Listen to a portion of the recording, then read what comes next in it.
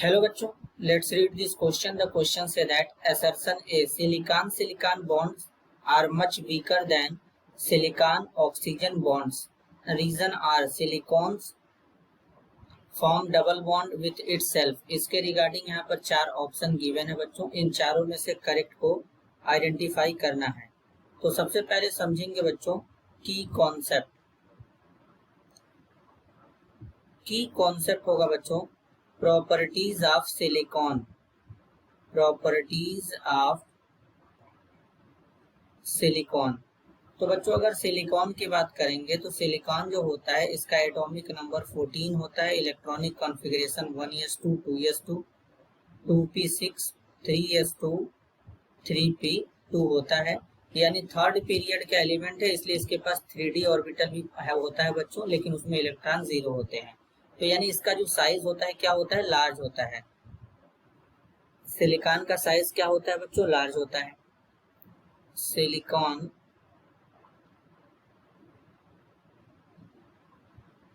Having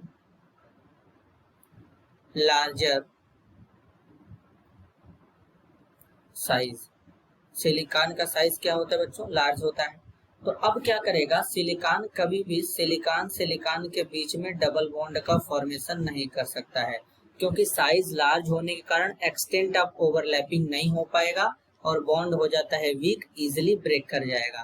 तो इसीलिए कभी भी बच्चों सिलिकॉन के बीच में डबल बॉन्ड का फॉर्मेशन खुद से नहीं हो पाता है. अब इसके बाद अगर बात करेंगे, जैसे कि अगर हम सिलिकॉन के बीच की बॉन्ड की बात करें और सिलिकॉन ऑक्सीजन के बीच की बॉन्ड की बात करें, तो यहाँ पर क्या होता है बच्चों, सिलिकॉन जो बॉन्ड होता है इसका बॉन्ड जो डिसोसिएशन एनर्जी होता है 297 किलो जूल पर मोल होता है. जबकि सिलिकॉन ऑक्सीजन के बीच के लिए जो यहाँ बॉन्ड डिसोसिएशन एनर्जी होता है 464 किलो जूल पर मोल होता है. तो bond dissociation energy silicon oxygen के बीच में ज्यादा होता है. तो सिलिकॉन ऑक्सीजन बॉन्ड जो होता है बच्चों स्ट्रॉन्गर होता है. इसके पीछे का रीजन भी होता है बच्चों. यहाँ पर रीजन इसलिए होता है, ऑक्सीजन जो होता है मोर इलेक्ट्रोनेगेटिव होता है, साइज स्मॉल होता है. तो ऑक्सीजन और सिलिकॉन के बीच में ओवरलैपिंग इफेक्टिव होता है, जिसके कारण ये बॉन्ड स्ट्रॉन्ग हो जाता है सिलिकॉन के कंपेयर में. अब यहाँ पे दोनों एटम का साइज लार्ज ही बच्चों, एक्सटेंट ऑफ ओवरलैपिंग हो नहीं पाता है.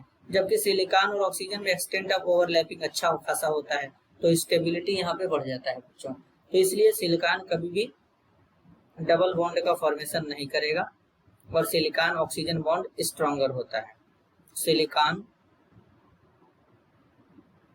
Does not form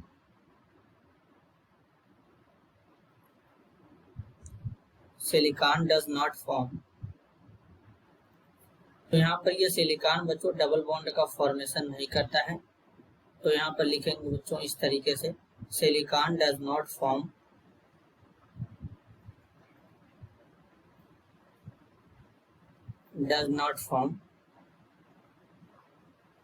silicon double bond silicon because of larger atomic size.